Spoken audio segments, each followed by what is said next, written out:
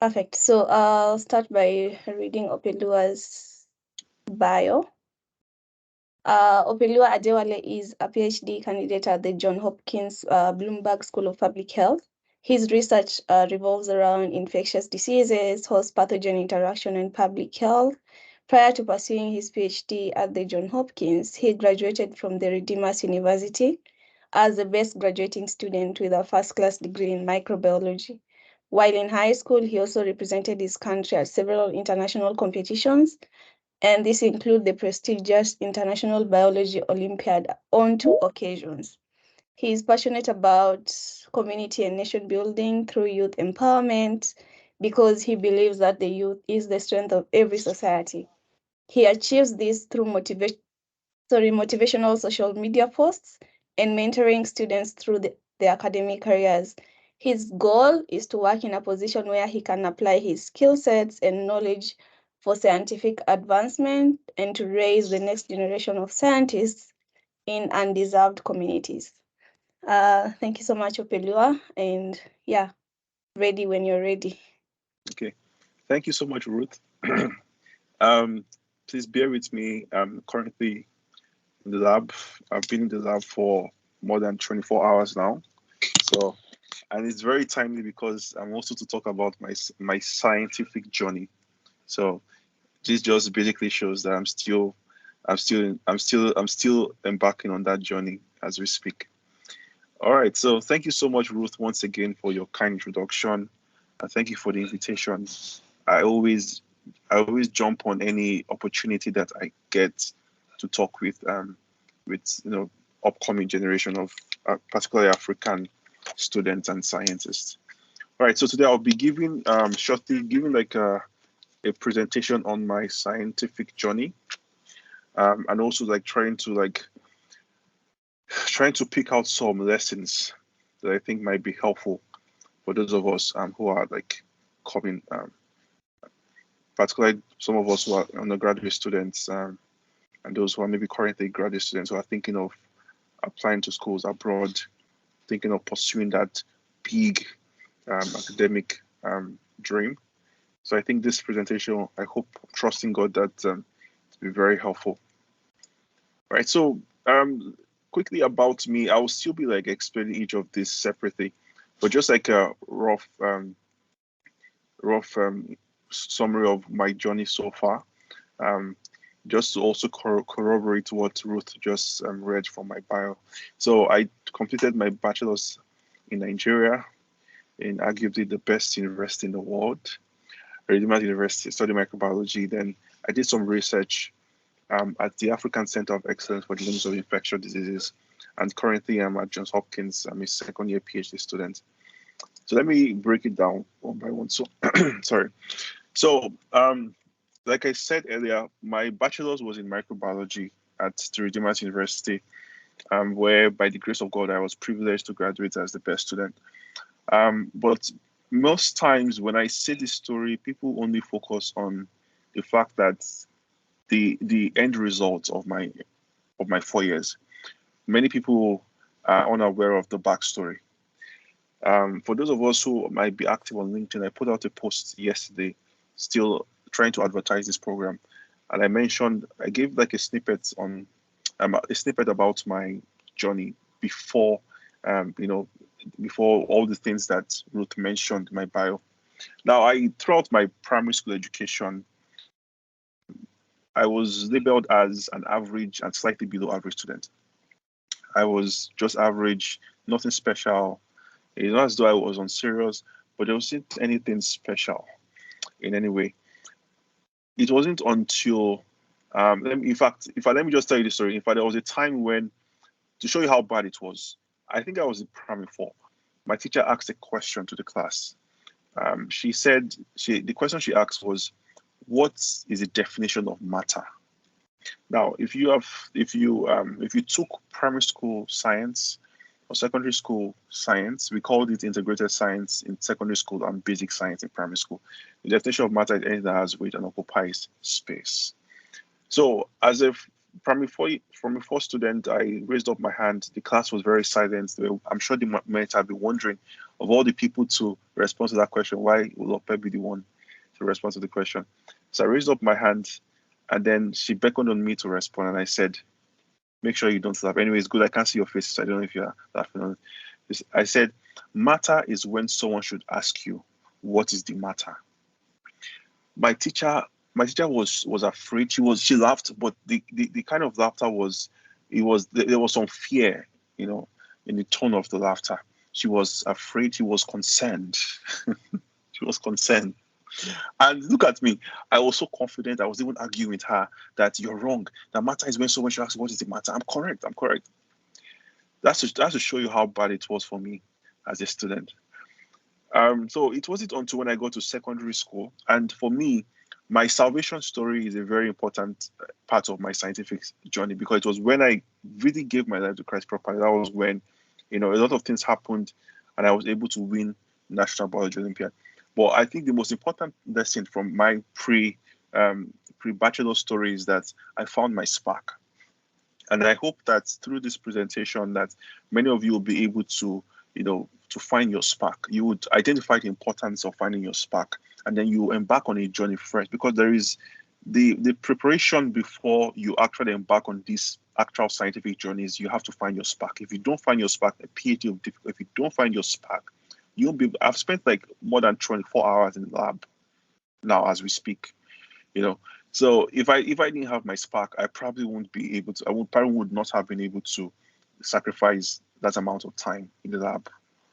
So it's important you find your spark. So I found my spark, and that was what helped me. And this is what makes me believe that every human being has the ability to perform like a genius if they're able to find their spark.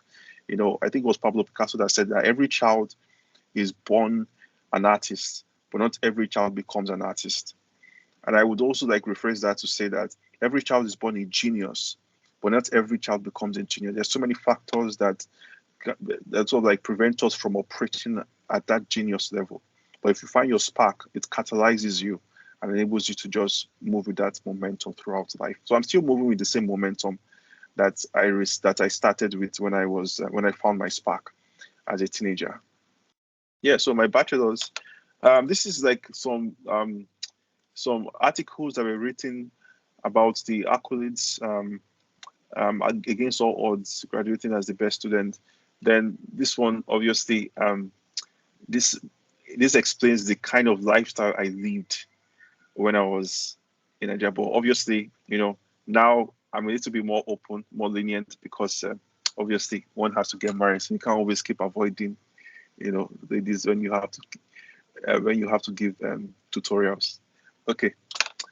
Now, after I finished my bachelor's, because I graduated as a best student, I was retained by the school to work as a lecturer in the university. So I worked as a lecturer for 2 years. I also did some studies as well, did some research.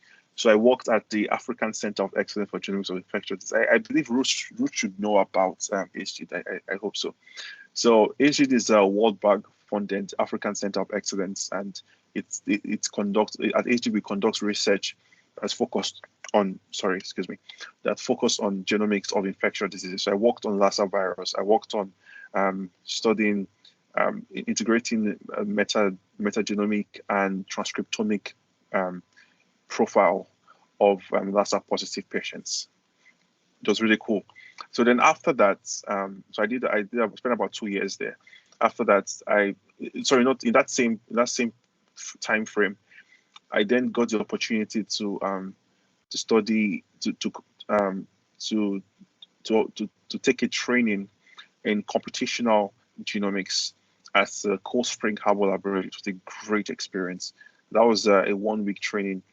Then in that same period, I was also appointed as a visiting scholar at Case Western Reserve University, where I worked on Plasmodium vivax. I worked on the Duffy binding protein in Plasmodium vivax. I'll be excited if anyone has any question about that. In the same period, I had an opportunity to participate in a summer research training at the École Polytechnique Fédérale de Lausanne in Lausanne, Switzerland. So that was a 2-month summer research internship. During that period, I worked in the lab of Dr. Van Vanderbilt, GISU. So I worked on protrudin, which is a protein found in the endoplasmic reticulum, and it has been shown to play a role in determining the architecture of the ER, as well as contact sites with late endosomes. So I was basically trying to find out if this protein underwent a post-translational modification known as S-palmitoylation. So it was a great experience as well. Then, so these are pictures of my training. This is when I was at Cold Spring Harbor giving a presentation of some of my projects. Then this is me at HG. I used to wear a suit almost every day. Oh God. When I got to the US, I realized that it's almost impossible to achieve that. This is me as a lecturer with my students. So one of them got into Hopkins, so waiting for her to arrive. And some of them have gone to achieve even greater things than I've achieved so far. Then, yeah, so after I finished, after gaining lots of training both in my country and outside my country, I was really confident. I was so confident. I was like, okay, next thing is to pursue doctoral training abroad. So, I mean, having won the Nigerian Biology Olympiad twice, representing Nigeria at several international competitions, having gotten a gold medal at the International Science Olympiad, I was so confident in my abilities. I was like, oh my God, I'm going to clear everyone. That I was like, I don't expect any candidate to be as good as I am. And, if regardless of where the candidate is coming from, or regardless of where the candidates will be applying from, whether the person is a student in the US or whichever country, I saw myself as being the most competitive candidate in that sense. And so I applied to Johns Hopkins. I was very confident. I didn't really put so much effort into my application process because I was very confident. I spent a lot of money though. So I applied. I didn't just apply to Johns Hopkins, let me say. I applied to 11 PhD programs. I applied to 11 PhD programs. Now let me just ask a question. Let me just throw a question open to the audience. How many PhD interview invitations do you think I got out of 11 applications? So, Ruth, is it possible for me to see the chat? Is there a way to see the chat on Microsoft Teams? Because I don't use Microsoft Teams now. Yeah, you should be able to see the chat at the top. Can you click on chat? Okay, let me see. Okay, maybe you just help me read out. So I want you guys to guess how many PhD interview invitations do you think I got out of 11 programs? Okay.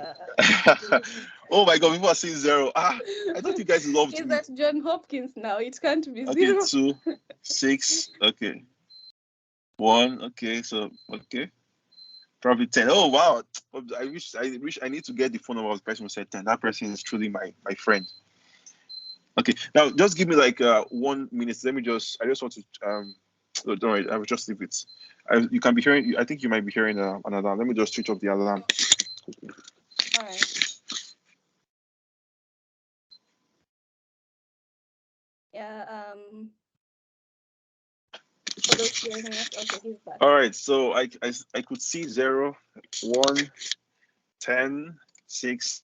I know. Okay, all right. So drum roll, please.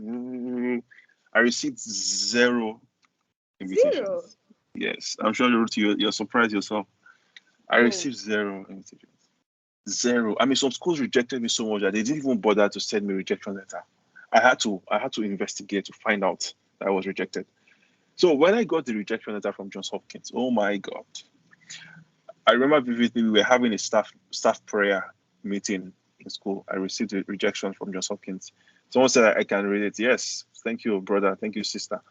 I was about to faint. I was so stunned. I was so stunned. I drove back to my apartment. By that time, that year, 2018, I spent like almost half a year sleeping on the couch, studying every night because the internet access was fastest at the school area. So I would sleep in my professor's house, his professor's office. I was studying constantly, taking courses of NGX, studying. So when I got rejected, I felt hopeless. I remember I drove back to my apartment and I wept bitterly. It was around, I think, 11 p.m. or so. Imagine that, that darkness both in my mind, but also physically, the lights were switched off. I was on my bed crying. I wept. I wept because I was like, I'm not an imposter. I'm really applying to this school because I really, really want to impact my world. I believe I can do this. I don't know what else I have to prove because, okay, maybe because I grew up in Nigeria or in Africa, I didn't have access to some of these resources. I didn't have access to the flow cytometer and those kind of things.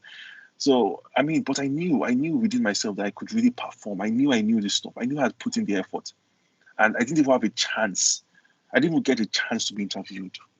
And to even hear my story to start with, out of 11 PhD programs. So I wept.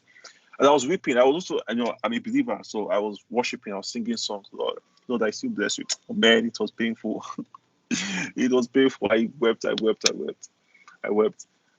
the Lord just dropped something in my heart. And it was like, if the reason why Africa is like this is because people like yourself who were rejected accepted the rejection without doing anything about it. They allowed the rejection defeat them. And so I told myself, I said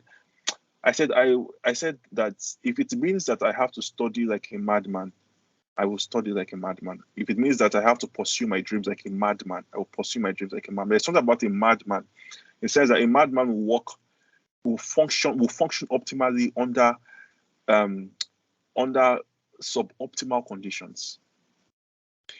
I'm sorry to put it this way, but sometimes in Africa, if you really want to fulfill your dreams, you need a kind of madness. I'm sorry that it sounds this way, but I think you understand what I'm saying. You need some kind of madness because when you see your surroundings, nothing in your surrounding tells you that you can make it. I'm telling you. Some of you are probably struggling. Your phone battery is almost dead. There's no electricity. Some of you are trying to have to borrow money to attend this meeting. So all the circumstances around you, all the elements around you, it tends to negate your dreams. And so you need a kind of madness. So at that point, I had this holy madness. Amen. I was like, oh my God, this school people rejected me. I will still push. I will push like a mad. I will not even think. I will push even harder. That night, I didn't sleep on that bed. I went straight to the office and I read throughout the night. I was on my seat throughout the night. I wish I could show you my book. There's a book called Molecular Biology of the Cell. I need to show you. Man, that book, I just passed my PhD qualifying exam. That book, I read, when I saw that, I have to send a picture to you guys. I read that book like a Bible. Oh my God. I read that book like the Bible. So it got to a point that before I came here, I'd finished the molecular biology syllabus. So I was already like a top student in molecular biology in the entire class. But it was because of that madness, that decision, where I said, nah, I won't allow my background pin my back to the ground. I won't allow my background define me. I won't allow my rejections define me. And for somebody who was just rejected, for PhD applications, I hope this encourages you to keep pushing, So I got to the office. I was on my seat throughout the night. And I studied like a mad. I told myself that okay, I will serve God. I'm going to heaven. But if I'm to die, let them bury me with my book on my chest. I will study this book. Africa must make it. I will study. I will be different. And I put in there. I was working 10 times harder than my idea. I wasn't competing with my colleagues in class. I was competing with students at MIT. I saw myself in that space, right? So some of you are wondering, how did I get to Johns Hopkins? All right, let me tell you the story. This was it. When I got a rejection from Johns Hopkins, I was washing my car the next morning. I was washing the car. That's why my salvation story, the best that ever happened to me is receiving Christ. You might have a different opinion about it, but there's something about Christ that I think is just deeper than religion. It's a hope to the hopeless. It's a second chance. It's Christ represents a possibility. So I was washing the car, and the Lord just dropped it in my heart. Why don't you write a letter to the school? They have rejected you, right? The worst case is that they will reject you again. Man, nothing matters. Nothing. It doesn't affect anything. Your ego has already been bruised completely, and you have accepted this righteous madness. So what else again? So I thought of it and I wrote a letter to school, and this is the letter. I can't read everything because of time, but just want to emphasize some things. I wrote to them. I wrote the letter to the admissions committee. Now, obviously, from the tone of the letter, I wasn't trying to attack them. Oh, why did you reject me? You guys have made a big mistake. No. I just wanted to re-emphasize some of my qualities, just to explain to them why I really applied to the school, why I really, really have to go to this school. And I wrote it to them. I said, I appreciate you sincerely, and I appreciate the sincerity and thoroughness you must have put into the review process before arriving at your decision.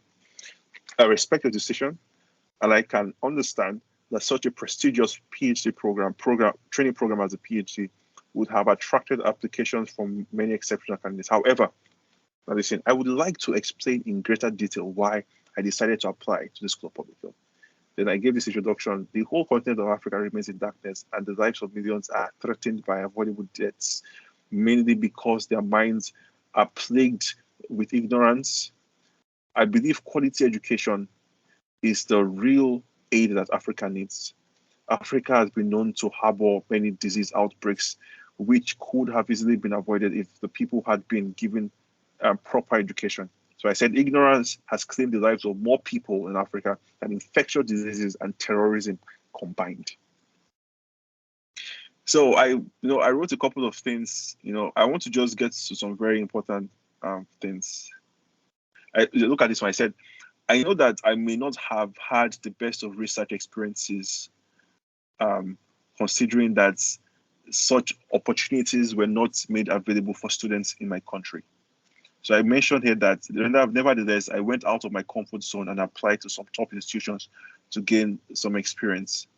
And I mentioned some other things I achieved. Then I said something here. I said that it is not about accepting an African student for the first time into a training program, but about opening a door that had previously been difficult to open for ages so that the light might penetrate the hearts of a billion people.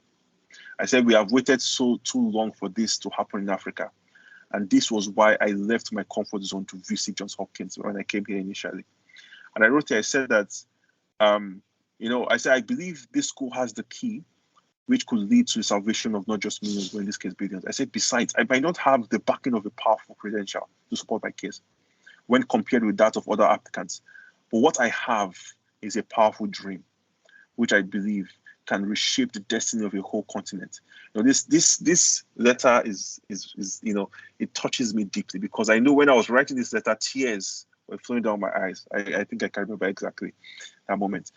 So, but what I have is a powerful dream which I believe can reshape the destiny of a whole continent. For this reason, I am confident that I would be a great addition to the school.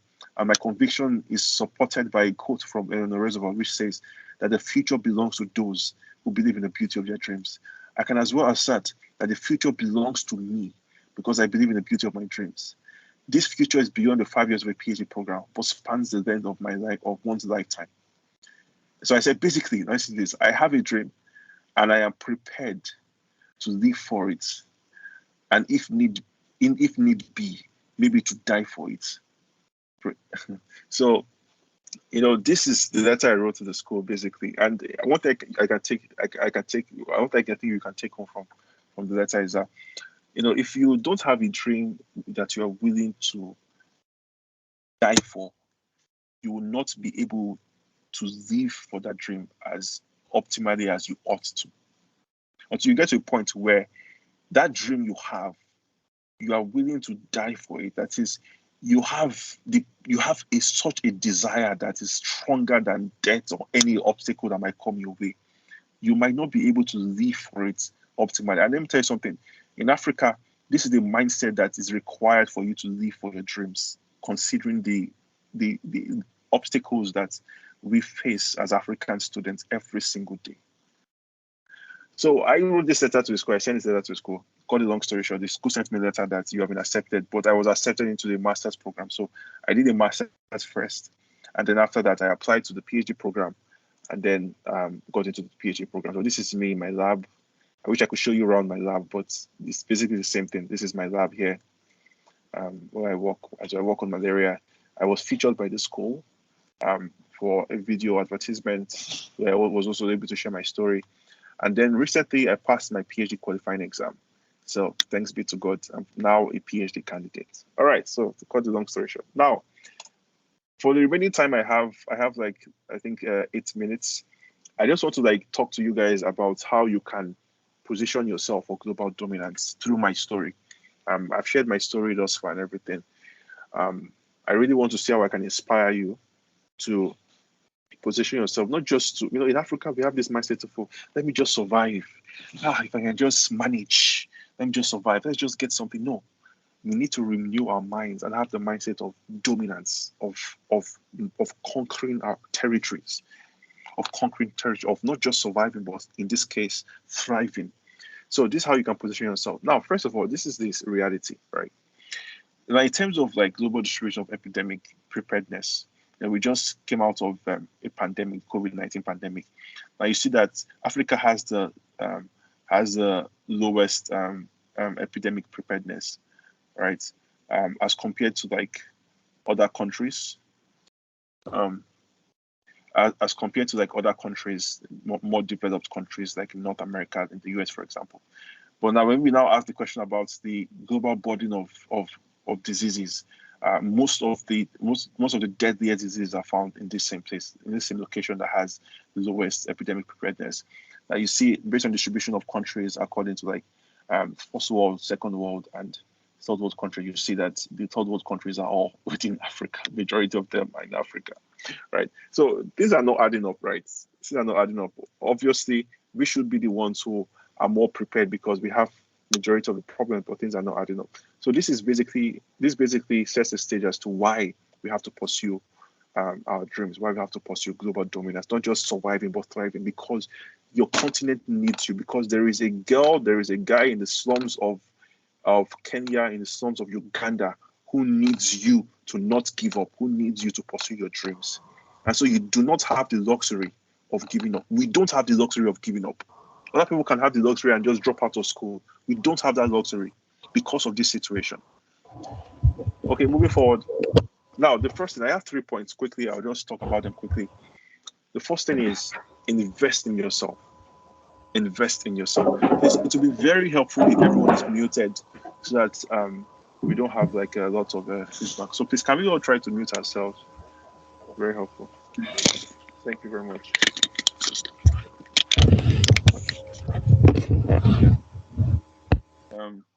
Yes, thank you, Bendy. Thank you, Bendy.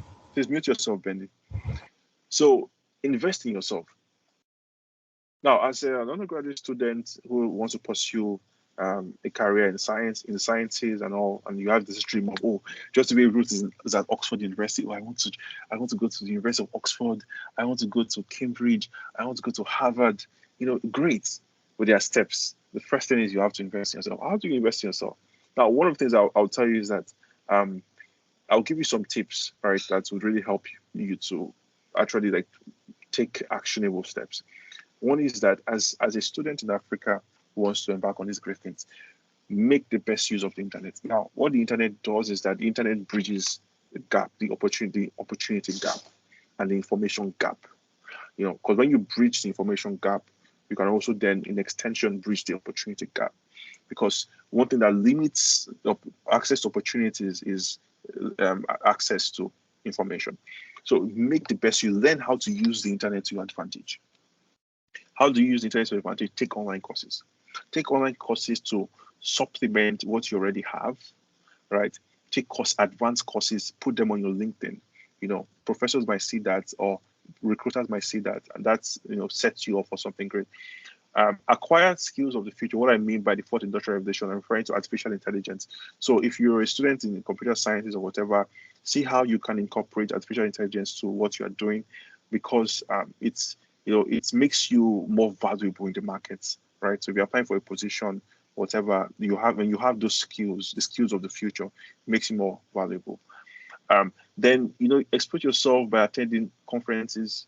Attend a lot of conferences. I checked Ruth's profile and I saw that she attended a lot of conferences before she got to the University of Oxford. Attend conferences, attend trainings within that same area you're interested in. So if you're interested in bioinformatics, attend conferences in those areas. Then volunteer.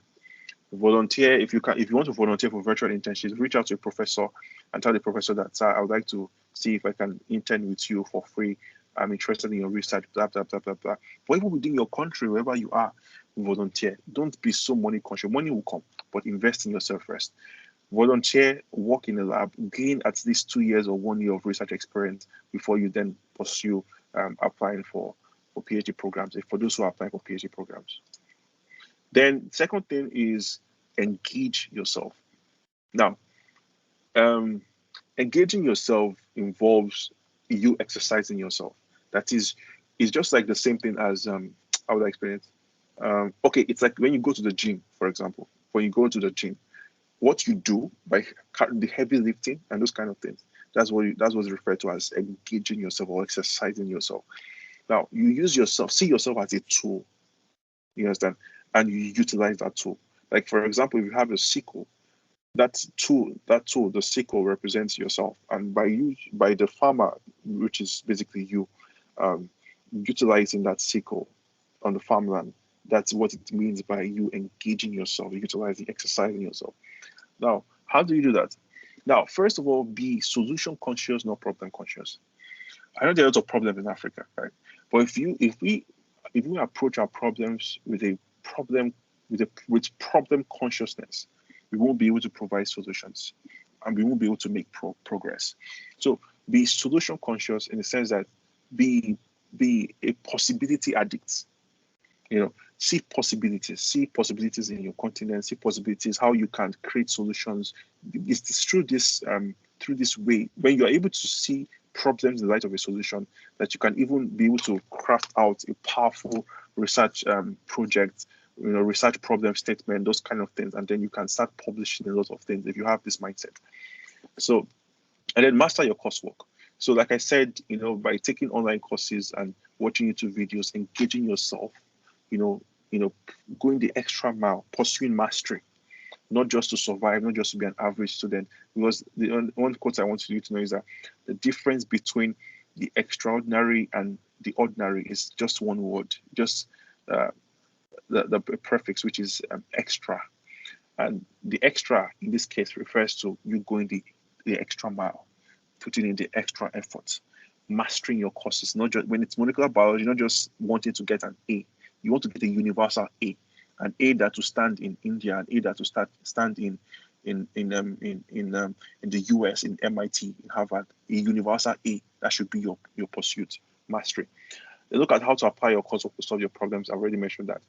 Understanding the problems in your environment. So when you see the problems through the lenses of a solution mindset, then you're able to then see how you can always think of problems and think of solutions to those problems, not allowing the problem to mask the possibilities of a solution arising. So start doing something, start doing something and start addressing problems in your solution, not waiting for someone to come or a savior. Because as a believer, Christ is in you. You don't have to wait for another savior to come or whatever you believe in. Don't wait for, this white man to come to your country again to recolonize you, to come and save you. No. Salvation must start from you. So these are some examples. I can't really give examples of some people who did that, but these are some of my friends that have been able to achieve some great things in Africa. This is one of my friends as well. Ifeosai is a fifth-year PhD student at Harvard University, doing exceptional things at Harvard University. Now, the third and the last is collaborate with others. Collaborate with others. So it is through this that we can leverage upon our network to really work at a faster pace in Africa. Because the problems that we have been having in Africa is that people have been working in silos. Somebody wants to change the continent, and they decide to do it on their own, and then the obstacles overpower them. But when we come together and work together, we can then be able to make more progress, more sustainable progress in the continent. So how do you collaborate with people? This is wrong, sorry. So you build a network with like-minded people. One of the best ways of doing this is by using social media. Now, using social media to find some of these groups, online groups on social media, where you have people with similar mindset, young Gen Zs, young millennials like yourself who are interested in science. One example is HackBio. You can search for them on. And I think Ruth is already creating a community around this space as well too. So engage yourself in that community, be a part of that community, collaborate with people on projects, talk with people, work on projects together, work on papers together, even as an undergraduate student or as a first-year graduate student, a master's student or whatever. So another thing I also want to add too, in terms of collaborating, also finding a mentor. It's very important you find a mentor, research mentor that can really help you to train you. So this is Dr. Peter Agre. Dr. Agre is like one person I consider to be a mentor to me. He is a Nobel laureate, 2003 Nobel laureate, received a Nobel laureate in a Nobel Prize in chemistry for his discovery of aquaporins, which is simply water pore found in cells. So this is when I first met him, when I was thinking of coming to Hopkins in 2018, and this is 2021, after we had a class where he taught us about how we discovered aquaporins. It shows the power of mentorship, right? Power of mentorship. And I remember when I met him, I told him I was applying to Hopkins. He told me it was going to be difficult, but he said that if you don't apply, your chances of getting in are zero. But if you apply, your chances of getting in are much higher than zero. So applying increases your chances of getting into that program. So he encouraged me to apply, and I got into the program. This is a friend of mine. I can't really go into details of his own story, but just to summarize it, Womie was a secondary school colleague of mine who's currently at Stanford University. Somebody who is really achieving great things in Stanford University, studied medicine in Nigeria, and because he was able to apply these three principles I mentioned to you, that principle I have observed all the high flyers. You can also if you critically observe Ruth's life, you find that she has applied these three principles in her life, in her scientific journey so far. So in conclusion, I want to conclude with this proverb. I saw this proverb on the door, on the lab door of one of our collaborators, and ever since then I haven't seen the quote again. So I think God wanted me to know about this quote. So I'm going to be sharing it with you. So it says basically the Chinese proverb which says, "Today we do the difficult, tomorrow we shall accomplish the impossible." So I want to use this opportunity to encourage you. Honestly, it can be very difficult. Very difficult for you to come up with that big dream of wanting to become a master in your field, or becoming hello, can you all hear me? Yeah, we can hear you. Okay. Yeah. So it's it might appear very very daunting, very intimidating, difficult for you wherever you are to want to to dream of going to Oxford University, going to Cambridge, Harvard, or Johns Hopkins, or whatever. But I want this quote to just really sink deep in your hearts, which is that when today you embrace the difficulty, what you are doing in essence is that you're setting yourself for being able to accomplish the impossible tomorrow. So today, let us do the difficult. Let us embrace difficulty today. Let us, with that righteous madness, that pursuit, that hot pursuit, let us push ourselves beyond the limits, doing the extra today, so that tomorrow we can then accomplish the impossible. So thank you so much, everyone, for listening. It was a great time talking with you. Sorry, I went a bit above, but let's connect on LinkedIn so that we can help make all your dreams come true. All right. Thank you so much, Opeoluwa. That's a very inspirational story you have here. I actually heard it for the first time as well.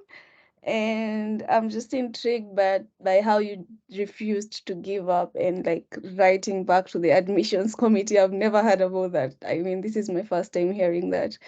And you've just given me another perspective of how to tackle failures or whatever challenges you face. So I'd like to invite any questions anyone might have to Opeoluwa. If you are able to speak up, just unmute or raise your hand so that we don't all speak at the same time. Raise your hand and then you can go ahead and ask your question, or just type in the chat. So Bendy, go ahead. Thank you so much for the presentation, Opeoluwa. So I joined in late, but I was able to get a glimpse of what you're talking about. That is mostly investing in myself and engagement. But now, so as an earlier career, as I'm growing in my career, I think I've hit a block where I don't know what I want to do anymore. Like, I have a lot of ideas, and I did molecular biology for my undergrad, and this exposes me to a lot of career journey.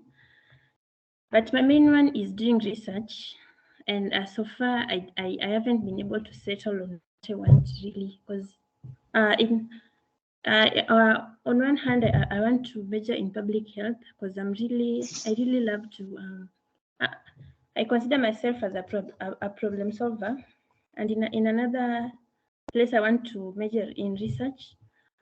That is mostly finding ideas and maybe inventing a few things on how to deal with the current health issues in Africa. So I would love your input on how you were able to narrow down on what you wanted to do and stick to it, and how you pushed yourself to where you are today. Thank you.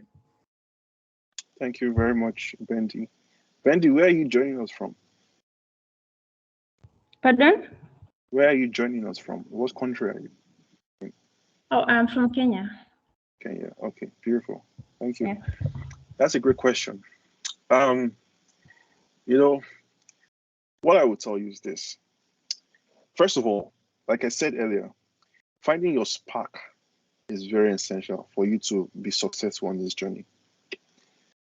It's very easy for you to have that dream. Everybody wants to be wealthy, right? But it doesn't, Yes. nothing is handed to you on a platter of gold. It's with blood and sweat. And it takes your spark to give you that momentum to push. But the question that Bendy is asking is, how do you find that spark to start with? How do you find that thing that you are truly passionate about? Because with research, even with like when you're crafting out your research statement or personal statement, whatever, the students who have a greater chance of getting to the best schools are those who are able to convince the committee that they have that spark, that they have that passion, that they know what they want to do. So it's very important, right? This is what I will tell you. For me, I was very fortunate by the mercies of God that I was able to find that spark. It's very simple for you to say, okay, let me just introspect. Let me think and ask myself. But sometimes when you do that, you might be taking yourself down a rabbit hole where you are confused, getting more and more confused. It's like, but I like this, I like this, I like that, I like that. You don't really have one which is the strongest passion. But let me tell you how this happens. See, the thing is that you need to see yourself as, first of all, an active participant in your life, but also see yourself as a student of life. In the sense that it is through your engagement with your life and with your surroundings, when you become conscious of your existence in your life as an active participant and as a learner, as a student in life, a student of life, that you then because the way God has designed everything is such that every one of us are on a path, and on that path our spark is there, but we need our eyes to be open. We need our eyes to be open for us to find that spark, to see that spark. You understand? So for me, how I knew I was going to end up working on malaria was when I was working in the university as a lecturer. So we had this malaria outreach. So I was helping to administer drugs, prescribe and administer drugs to people and everything. And then there was a woman who was holding a very beautiful child. The child was at the point of death. And when I had that encounter, I could sense the helplessness from the appearance and the mannerisms and the voice of the woman. And I began to wonder, can you imagine that people are still dying of malaria even in the 21st century? And seeing the helplessness of this woman, it led me to my office, that same couch that I was sleeping on for like half a year. I wept. I couldn't really understand why I was weeping. It was at that point I realized that I had to provide a solution to this problem.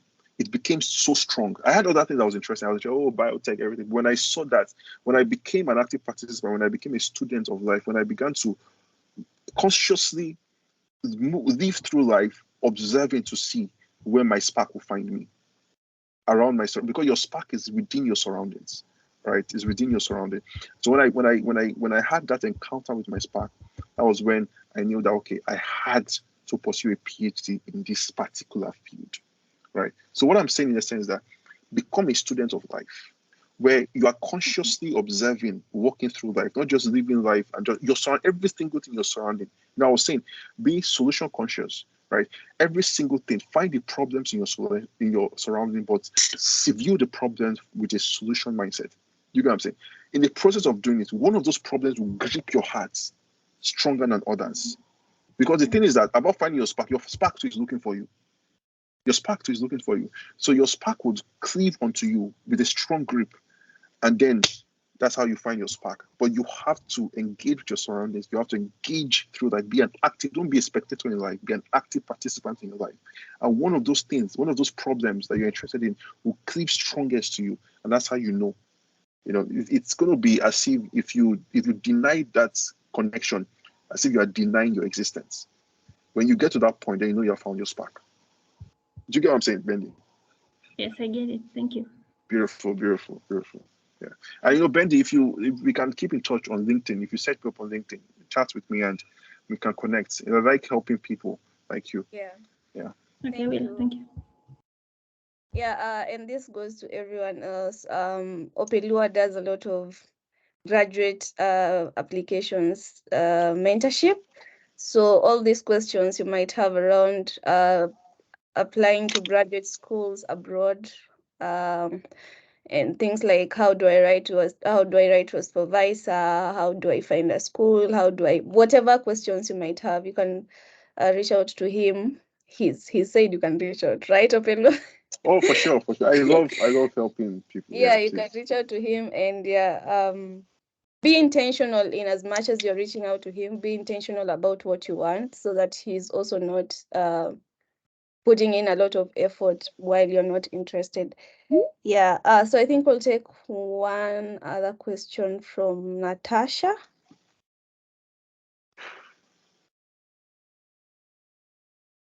Okay.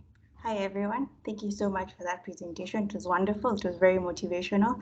So I have this question. Considering you're a man of faith and you have spoken about how Jesus was the basis of literally every step you've had in terms of science and making your career be where it is right now. But you said when you were applying to these schools and after you got your 11 rejections, you asked yourself, why are these people not taking me? I'm not an imposter. So I'm asking you, as a man of faith who's in science, have you ever had those moments where you feel like you're an imposter? And if you have, what have you done about them? That's a very interesting question. The truth of the matter is, every single day of my life, there's always a thought that tries to convince me that I'm an imposter. Every single day. And it's something that I think will persist throughout life. So that there's always going to be a thought. It's not a thought you own, though. You won't own the thought, but I mean, Ruth should be able to bear witness to this. There's always the imposter syndrome, or an imposter feeling, or the thoughts of an imposter. They don't cease. But the good thing is that we have a more excellent thought, right? You have a more excellent thought. Now, the way I've been able to tackle this as a man of faith, and let me just say again, we are so blessed. Regardless of your religious faith, there should be a way of you tackling this. But as a Christian, it's just so wonderful because the gospel is designed to address this thing. The gospel is designed to address the weaknesses of our human frailties, which of course includes the imposter feeling, right? Which is something that many of us coming from underrepresented communities tackle and face, and many even who have achieved great things in life, in their career, still face it. How I tackle this is first of all, by understanding my identity in Christ. My identity in Christ, the good thing about Christ is that Christ swallows all our weaknesses. Christ swallows every single thing. Christ is beyond, obviously he's the Messiah, the Son of God, everything. But Christ as an office is such that he is a space that swallows every single thought of fear, of weakness. So we need to learn how to transfer these weaknesses and inabilities and put them in Christ. And for us to achieve that, we need to first of all be in Christ. So that those thoughts, we put them into Christ and those things are swallowed. So what does it entail basically? So when Jesus was to ask a question and he said that, who do men say I am? And Peter said, you are Jesus, the Son of God, blah, blah, blah, blah, blah. Then Peter first of all acknowledged his identity. And then Jesus then gave Peter his identity and said, Peter, you are this, blah, blah, blah. So when we get to know him more, what happens is that we see ourselves more. We know ourselves more. We have a better understanding of our identity, right? So when you get to know him more, then you see that you're not an imposter. Then you see that, I have more understanding than my teachers because I meditate on your counsel. Then you see that I am 10 times better than my teachers because your words are my meditation. When you see him, you see yourself in him, right? And you don't see an imposter in it. So it's a reality, it's a conflict of realities. And you now see the reality is actually that I'm not an imposter. The reality is actually that I am the image of the living God. I am an imago Dei. So imago Dei means the image of God. I am the living image of God. The reality is that Christ in me, the hope of glory. So I'm not an imposter. So the thought weakens through time. That's the good thing about Christianity, because through Christianity, the thought can weaken. You can redefine your inner man with Christianity. You have the power. People use other means though, but in Christianity, we don't have to like meditate for long or to go to the mountain. It's just by believing. It's so simple. You can redefine your inner man such that those thoughts come to a point that those thoughts don't even have any basis, right? They don't even come because they are so weak. Because you have filled your mind with the logos so much that they are so weak. They can't even come. They bounce off, right? So it's part of, you are exercising yourself every day. It's a battle, right? It's a battle, but we are victorious every single day. You keep convincing yourself of the reality of who you are in Christ, and you don't see an imposter in Christ. Far from it. I don't know if that helps, Natasha. Natasha, where are you joining us from, though? Yes, that does help. Thank you. Are you also joining from Kenya too? Yes. Okay. Oh, wow. Yeah, all Kenyans. Oh, beautiful. That's good. Yeah, I think I saw one more person had raised their hand. I didn't capture their name. Oh, Mark, go ahead.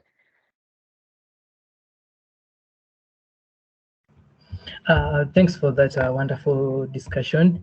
I've really enjoyed it. So my question was, most of us, when we get, let's say, not collaborate, but build a network with others, we tend to just like create the network on site. But when we leave the place, we forget. It's like we detach from the network we've created. How can you help us know how to still maintain the network we've created, maybe in a conference or a training somewhere? Thank you. Yeah, that's a good question. So when people create networks, most times they create networks around common interests, right?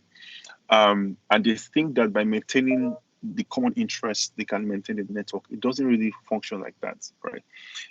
The ideal network is when both of you are truly connected, and when the connection is actually beyond that initial common interests, which in many cases would be interest in research question or whatever. You understand? If you really want to find out people who have the strongest connections in their network, what you find out is that they're actually friends. The best way to create your network, I would say, is by learning how to make friends. Learning how to make friends is a skill that is very, very important. Now, and this is how you maintain network, right?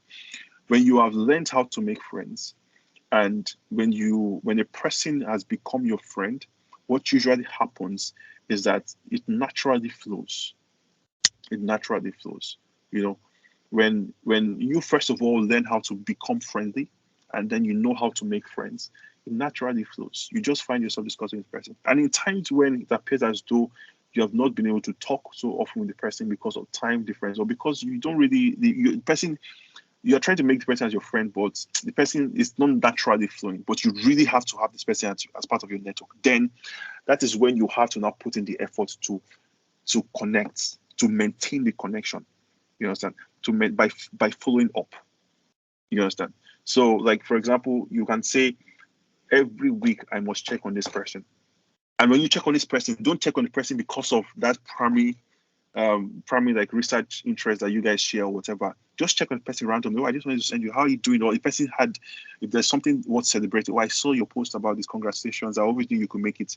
That is outside of research or whatever, or business or whatever, because you are trying to strengthen the bond of the connection, which is the friendship, right? So the bond, the strength of every network is dependent on how much you can convert that collaborator partner to a friend. You understand? So sometimes it flows. If it doesn't flow, because you need that network, you need to put in the effort to follow up, right? And when you follow up outside that central thing, because if you are always asking, oh, I don't know to follow up, how's the project doing? Person will be like, this guy is so selfish. I just lost my mom. You're asking me about my project. You understand? And that way, the person begins to avoid you. Then you lose that connection. And the person will ghost you at the end of the day. God forbid. We don't want to be ghosted, but people ghost others. I hope that helps, Mark. Yeah, sure, it does. Thank you so much. Awesome. Good. All right. Thank you so much, everyone. Feel free to reach out to Adewale either on LinkedIn, mail, or Twitter. He's available to answer any questions you might have because we have run out of time here. Thank you guys for joining. And before we leave, Nehemiah, do you want to say something before we leave?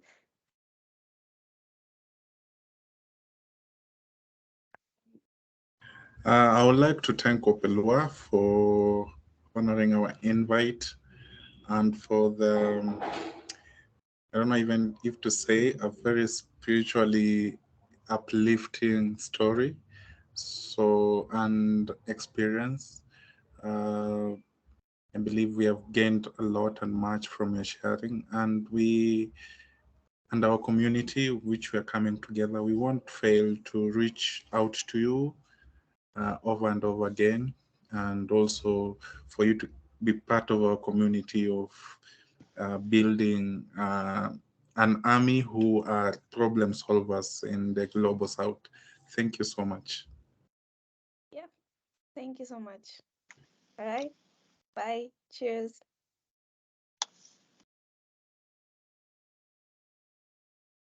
Bye, everyone.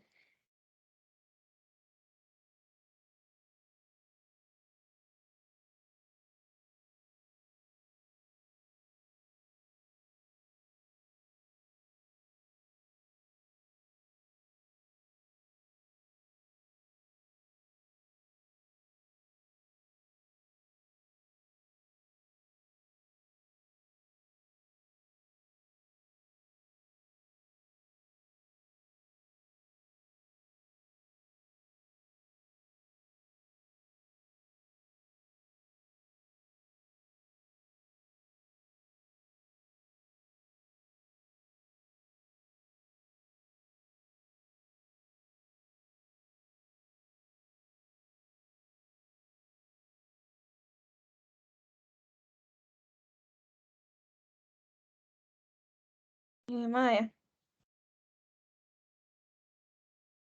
Yes, how are you? I'm very fine. How are you? I'm good. Excuse ilikuwa zinakimbia, nilikuwa naona guy DK show. Ai, nani pia? Hata post iko ilikuwa. Opeoluwa alituweka. Oh, ni kama ako busy. Yeah, unaona anasema amekuwa 24 hours kwa lab. We, Ningekuwa nimeenda kulala my friend. Na imagine hata bado ame-create time ya kukuja hii nini. Like, hey. yeah, we are honored. Yeah. We are honored. Sijui And you know, tuandike. tuandike? Nilikuwa tu nasema sijui tutafute kitu kama certificate. Unaonanga kama ile ya mtu akireview journal wanamtumia certificate. Thank you for reviewing. Yeah. Yeah. Yeah, I mean, this is one thing I love about Nigerians. Like, whatever they set their mind to do, yani hata kama what may, kunyeshe kusinyeshe, nini ifanyike tu, bado wata show up and they will still nail it. Like, yeah, we need to pick up that thing as Yeah. Kenyans as well. I mean, I didn't even know that you could write back to the admissions committee na wakusikize. Yo. Nakuambia hata mi kuna zenye but unajua mtu anaandika back ni ule like you've been consistent, like you want to enter into a specific research group for like 2 years. So like una apply and unashindwa, are you sure mulisoma? Like unapatanga ni kama auto generation, you are like, what's not happening? Where did I go wrong? Did I miss something? Yeah. Ni sawa, I'll nini hii meeting I think I have to end it ndio sasa hiyo recording ijisave, then I'll send you the recording. But sasa juu tuko na picha ya Gladys na everything yake, si tunaweza anza kucirculate mapema. Yeah, yake tutaanza mapema. I think post itakuwa by Sunday jioni, nitakuwa nimemaliza post yake. Hii Sunday? Sawa. Yeah, because it's just next week, alafu hiyo wiki ingine ndio hiyo ya Gladys, ndio? ndio tupata more traction na Oh, pia yeah. more attendance. Like in short notice tunafikisha karibu 20. What if we Yeah. go for like a whole week? Yeah. Also, I think Yeah. pia like nini inaitwaje, nini yetu imekuwa social nini advertising yetu imekuwa pia very time limited, kumaanisha time we are putting it out. Maybe hiyo siku ndio mtu hata kuangalia Twitter ama LinkedIn, like in that span, maybe that week no one cared about Twitter or whatever, so no one would push it or see it. So I think it's important to like put it out early. Yeah, even the speaker hata yeye angeretweet kitambo ingekuwa na more. Yeah, ingekuwa na more. Yeah. Yeah. Na nani Faith, uliongea na Faith? Faith amesnob emails, so tumreplace. yeah, tutamreplace. Juu nani I think nilikuwa nimekutumia profile ya Frederick na picha. Yeah, ulikuwa umenitumia. Yeah, so tutatafuta mtu wa kureplace Faith kama ana snob. Yeah. Ndio we start putting out these things early enough. Otherwise, how are you faring on? I'm well. Nilisha kutumia proposal. Mzungu alikuwa anahitaji, nilituma. Okay. So una expect feedback by when? Hata amenyamaza hadi umekuwa na butterflies kwa tumbo. Hakurespond hata venye ulimtumia proposal? Alirespond ya kwanza. Okay, nilikuwa nimetuma draft. It's like a first draft. Akasema I add more experimental designs, also become creative and creative and like to think through. So that was that's the latest draft I shared. Okay. They were more majorly, yeah. They were majorly? They were focused on metagenomics and microbiomes. So I wanted to add more aspects into it other than that. So najua nakuanga busy because he's running a whole entire research group. So huyo si ule wa Australia ama? Ni ule wa Australia. Okay. Yeah. So but unajua aliniambia nimtumie proposal si juu anahitaji, but because it's part of the requirement for submission. So he just wanted to see what I will write and then apeane feedback here and there. So I think he has also been involved is involved in my application process to the university. Yeah. Yeah. Sawa. Sasa mimi kwani unaanza kusema ile ya mimi hata sijui iko wapi. Hapana, nimekuwa nikitry kuinstall hapa software nyingine na nipea headache. Inaitwaje? Sage. Ni ya kufanya association analysis, logistic regression. Iko na binary ama unai-install kwa Nextflow container? Hapana.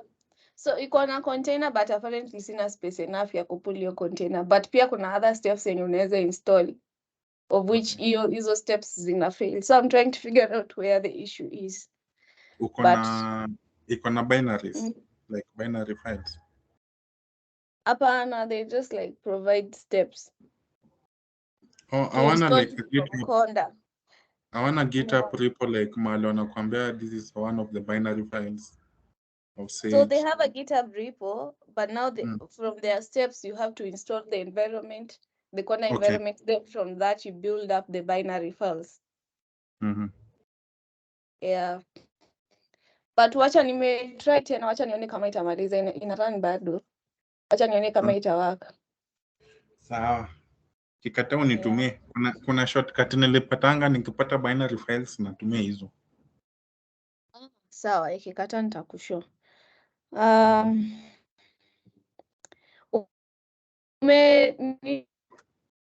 Nini?